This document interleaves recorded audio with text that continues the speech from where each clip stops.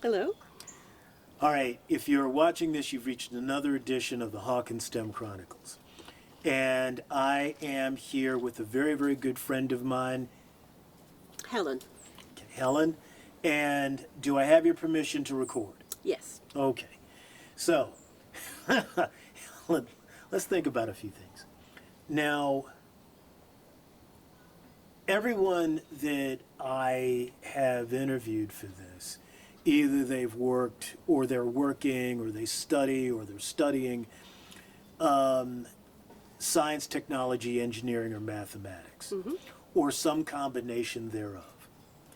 Now, you have a very, very interesting, there's very little about you that's not interesting. Your background's interesting, your travels are interesting, but what you do is fascinating. So let's go back for a second. Do you do more science than tech or more tech than science? I do more science, but our group also supports a tech team. Okay. So there's actually quite a bit of back and forth. And what exactly do you and your team do? So I belong to a group called ELVIS, and that means Land, Vegetation and Ice Sensor. And so what it is we put a laser on a plane and we fly it over areas of interest like the glaciers or the tropical forest, and we basically map it and get a lot of information like height and the amount of vegetation, lots of things like that. And so I'm part of the processing team. We have the processing team, and then we have the instrument team. So the instrument team are the people that physically push the button on the laser and fiddle all the knobs and look down and do all the cool technological side of things. And then they bring the data back, and I download it and look through it and start working with it. And we do a lot of processing to end up with a beautiful map at the end, basically. Okay. So now, what did you study in school? Math was my major, basically. Okay, so you pretty much did math. Yeah, I loved math. And how much math did you wind up having to do for this? Well, the French system is quite different from what I've heard about the American system. Okay. So I went into, for the longest time you kind of, as long as you're in math or physics or chemistry, you were in like what they considered the best. Which I don't agree with necessarily, but I wanted a good job, so and I was good at it, so I went there. And at that point I could have chosen anything, and I've always loved math, and physics I've always been less into. So I did math for the longest time, and then eventually when I had to choose like a broader area for the last 3 years of my studies, I picked a school that was very generalist in physics. It did a bit of everything. It did, image processing is what I liked, but they did also biotechnology and electronics and mechanics. They did everything. So I was able to find my place there. Okay, so we may have to break this video up, but let's The birds, yeah. I know. Well, no, forget the birds. You have mentioned a bunch of things that we kind of need to explore. Let's start off with, what school did you go to?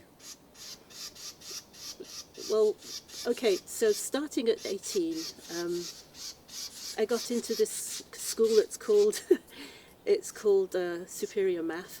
The French are their school is very systematized, and you have to make choices very early, which I don't think is great. So the first 2 years, you just do math and physics constantly. That's, like 40 hours a week of it, and that's not counting homework and tests. And then you do a national contest against everyone in the country, and you get ranked. So there's like 6,000 or something people, and you get ranked, and so the people who are ranked at the very top have the choice of all of the engineering schools. It's called engineering schools. And the further down the list you are, the less choice you have. So when I say engineering schools in France, it's not really engineer. People who do engineering school actually can go into banking or commerce or science like me. But basically it's a term that says I'm really good, and you can probably tell, I can probably do anything you ask me to. Okay. Now, that is something I do want to follow up on later on, but just as an executive summary, the fact that you studied STEM in general, but math specifically, that meant that you could apply it in a number of different ways. Okay. But you chose, of the different areas you're working in or could have worked in, you chose what you're doing. So it was less of a question of it choosing you, you chose it. Yes. I Okay. mean, it's still funny that I do use a little bit of math that I learned back then, and I always think that's cool because people say, "Oh, I never use math I did in school," and I'm like, "I do." But yeah, it has very little influence. I mean, like I work with people who did geography studies or geology, and one of the bosses I had a while back, who was very well known in geodesy, science of the Earth. He was a history major.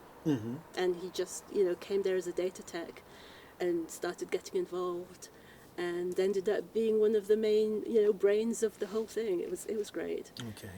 So it's not as, like you have to do math and then you get into this and then it's kind of like if you come into contact with someone in these jobs, there's a good chance you can get, pulled in if you want to be.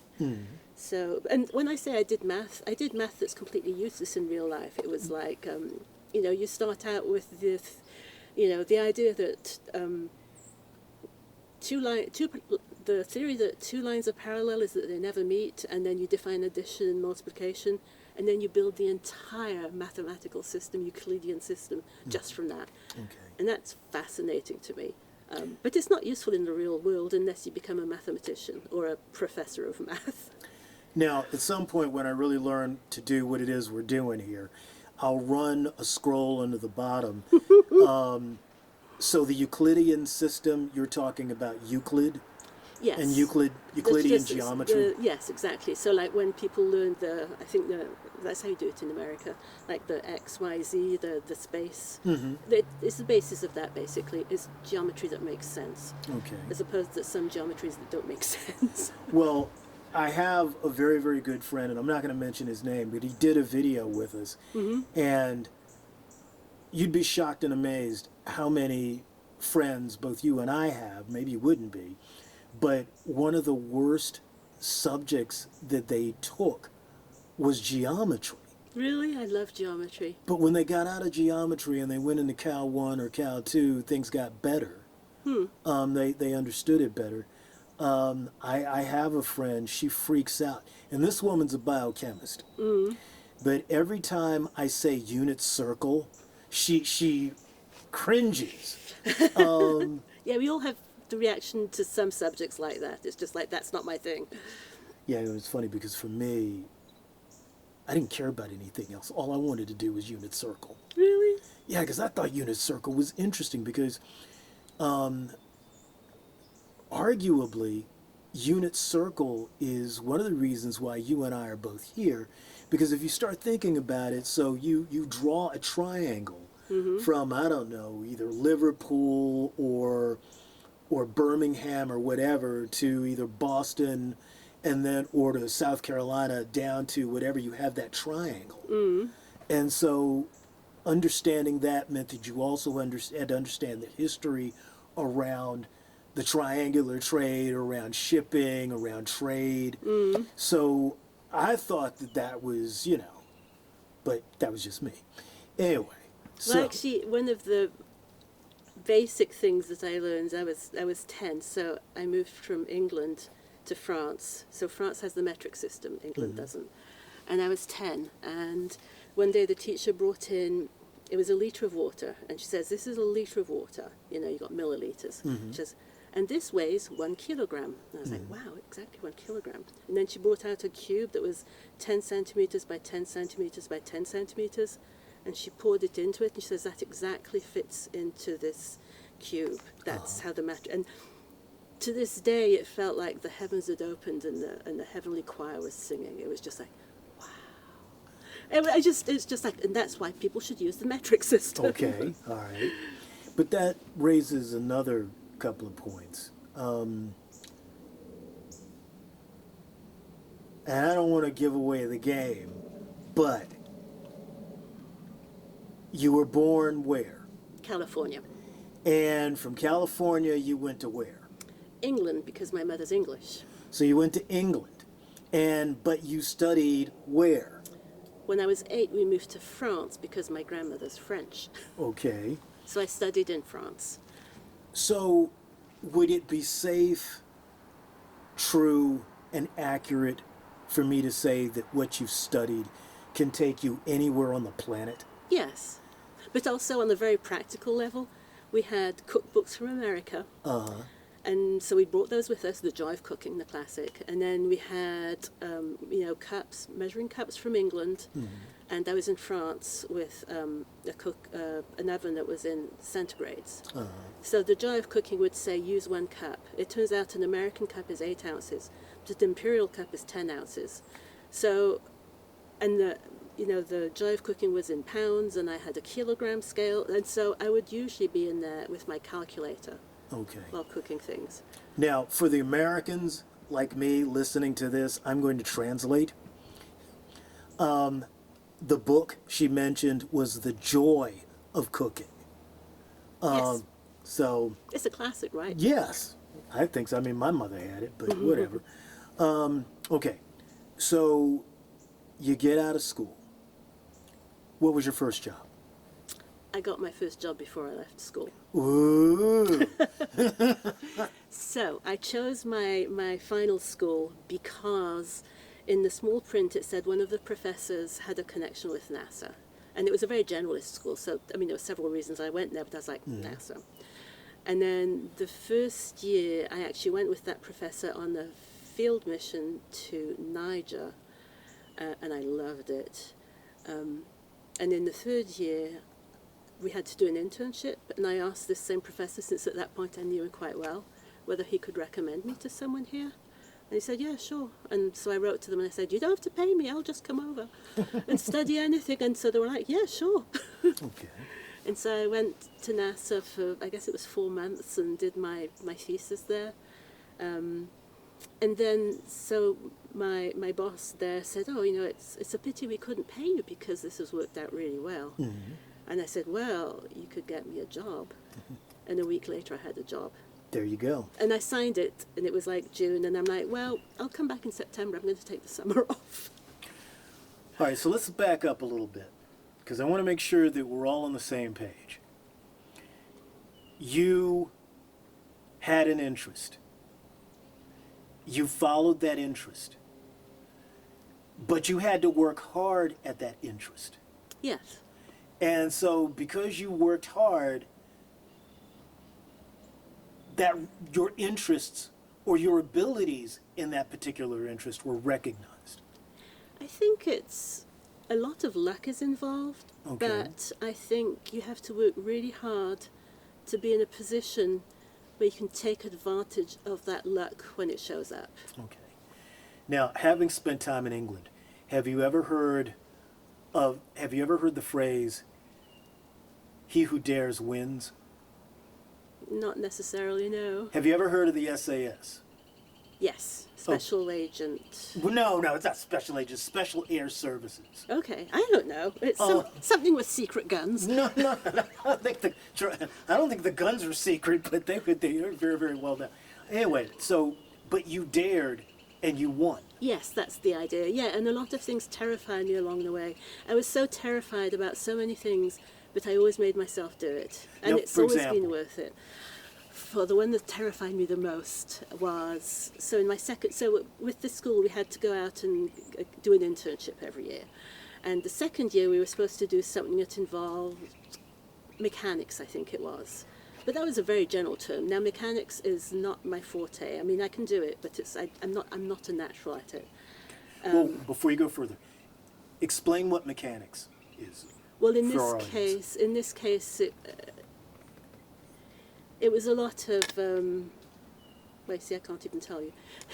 I guess it was an expansion of, the forces and gravities and counterweights and pulling back and forth. It wasn't so much engines and stuff yet.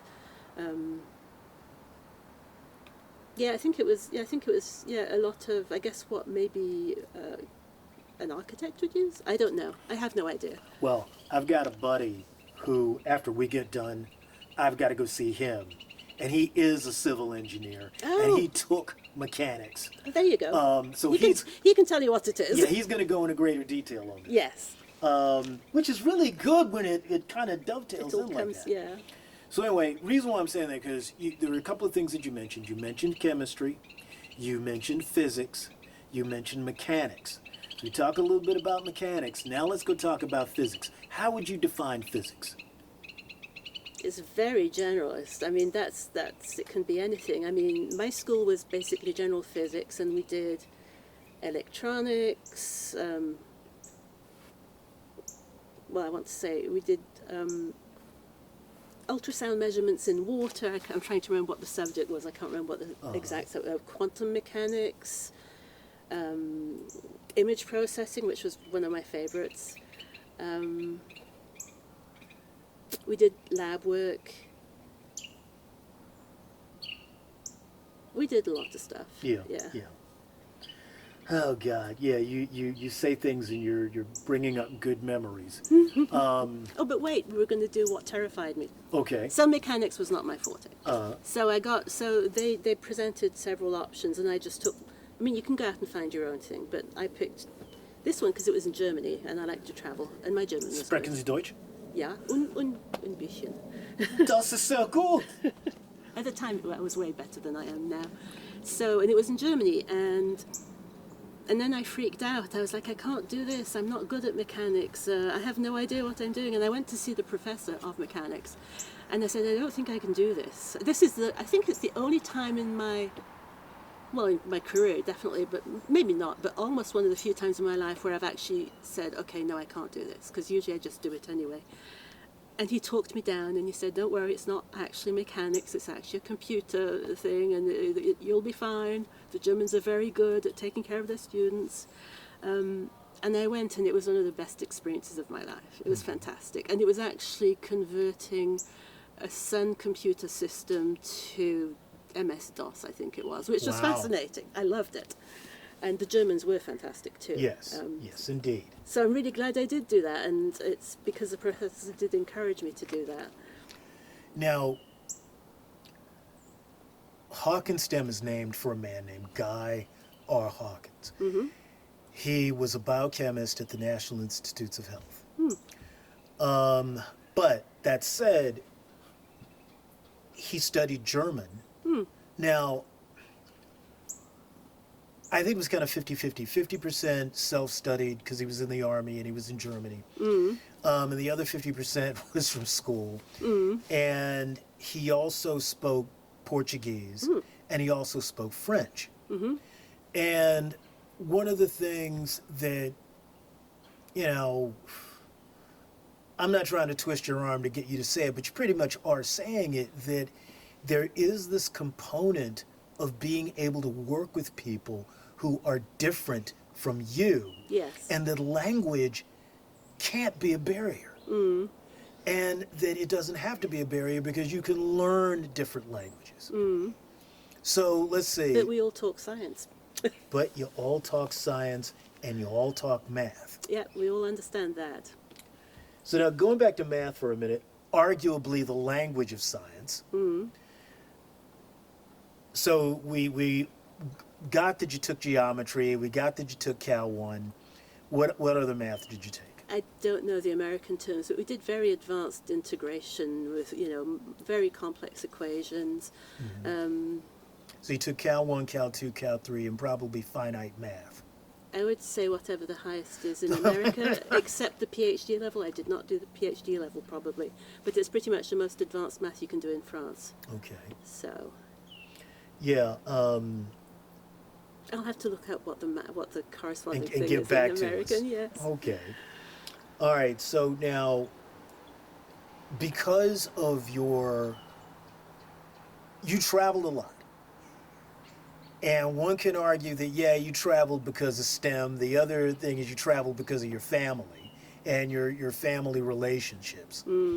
Um, of all the places you've traveled doing what you do professionally and academically, who were some of the most interesting people that you ever met? Oh dear. Well, I mean, I'd say everyone's interesting. Yeah. I mean, everyone's got something unique and their own perspective and their own way of doing things, and people are fascinating. Yeah. So I really enjoy traveling because you get to experience all these different people and places, and so it's a combination of me naturally traveling, but also taking up opportunities where I get to travel. Okay. Yeah. So now, when you going to what you're doing now for just a moment, so we talked about the lasers. Mm-hmm. And do you have to work with the lasers physically, or do you just collect the data? So we're a pretty small team, and we like to be cross trained. Yes. So every year I actually do get my laser certification, but that basically says I can turn it on. You're not allowed to turn it on if you don't have the certification. So it has happened that once one of our instrument operators was sick, and I was one of the few options left. And I did know enough to, and also we had communications. I mean, we had X-Chat is what we have. Okay. It's like a chat, so you can type on the plane to the ground and saying, I don't know what I'm doing, what button do I turn on? So we knew enough to just let the machine run. We didn't have enough, I didn't have enough knowledge to deal with complex problems, but luckily they didn't arise. So I do know a little bit about the technological side of things. Okay. But my main job in the field is when they come back, they can leave the plane, and I come up with my computer and my drives, and I download all the data. So this whole time that they've been lasering the ground, that information is being stored in an internal computer, and I come in and plug in my thing and download it all, and then I need to check that it was correctly downloaded, and then I have to archive it, and we make a duplicate right away, and then we put it in someone else's room because in case there's a fire, we're very paranoid about our data. I mean, that's the whole You want to point. be safe. Yeah, exactly. So, and then back home, we're on the processing side, working with this data, and the processing and the instrument team is back working on the laser and improving things that went wrong in the field, or, well, I shouldn't say wrong, but there's always improvement. Yeah, you always do things better. What other, if we were talking to people who knew absolutely nothing about science or technology or engineering or mathematics, what would be the key things you would want them to know about what you do and why what you do is important? I think I would say that science is about exploring the world and finding out things about it. Like, it's a treasure hunt, and you'll look under a rock and you'll find this fascinating thing, and then you'll look at the wall and there'll be something else, and then you can put those two things together and go, oh, and you just build upon that, and you try to find out how things work and why they work that way. It's just fascinating. I think of it like a treasure hunt a little bit. We've got this wonderful world, and how does it work? Well, see, and that's one of the things that gets me about. So you all shoot lasers. The lasers capture data. So it's almost like you're using lasers as a method of communication. Yes. And so when the data comes back in and you capture it, how is that data used? So one of the big missions we had for several years was flying over Antarctica and Greenland, and we'd take measurements over the glaciers, and we'd see how high they are, or how far the ice was into the sea, and then we'd repeat it. We'd do it the same time of the year, but the next year. So we know it's normally the same amount of melt, and over the years, how much the glaciers are melting. or if they're melting. I mean, you know, I want to say we're gathering the data. We actually don't really have an opinion on someone needs to know what the ground truth is, and then the meteorologist or the climatologist can make sense of it. We're more like, hey, this is what we have. So in other words, what you're saying is, this isn't Helen's opinion. No. Helen collects data. She uses instruments and machines to collect information.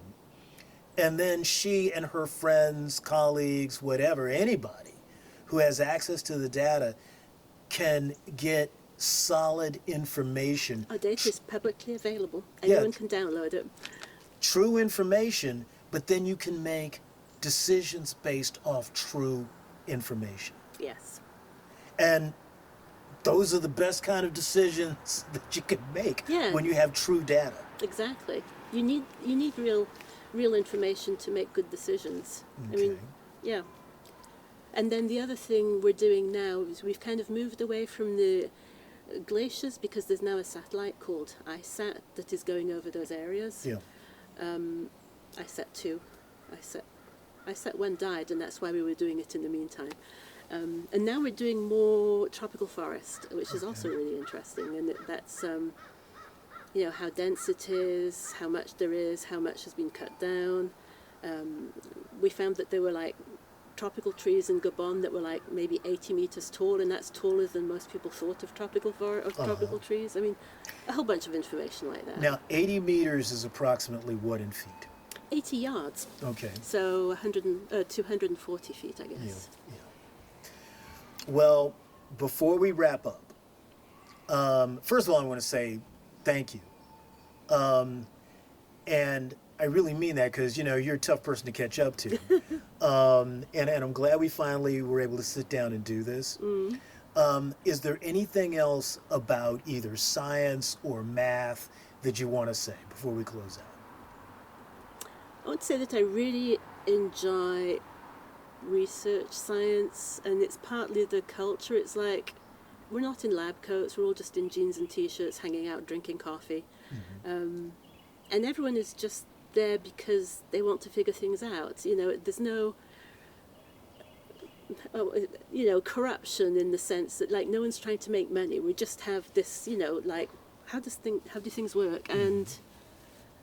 And also there's a lot of, it's a very cosmopolitan milieu, because there's lots of, there's nationalities from all over the world, and there's conferences where we all meet up with different people, and I just love that. And then I travel a lot, so I also go to where they, you know, where they work. So you're in an environment where not only do you meet really interesting people, but it's not just the stereotype. Not at all, no.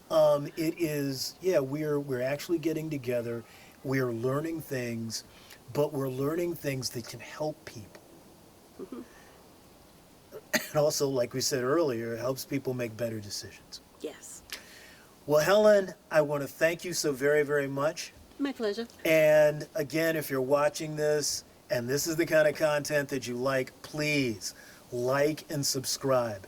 And Helen, you can send this to all your friends all over the planet. Tell them to like and subscribe, because that's the way the algorithm works with YouTube. So again, thank you so very, very much, and thank you for spending the afternoon with me. Oh, it's very pleasant. Thank you. All right.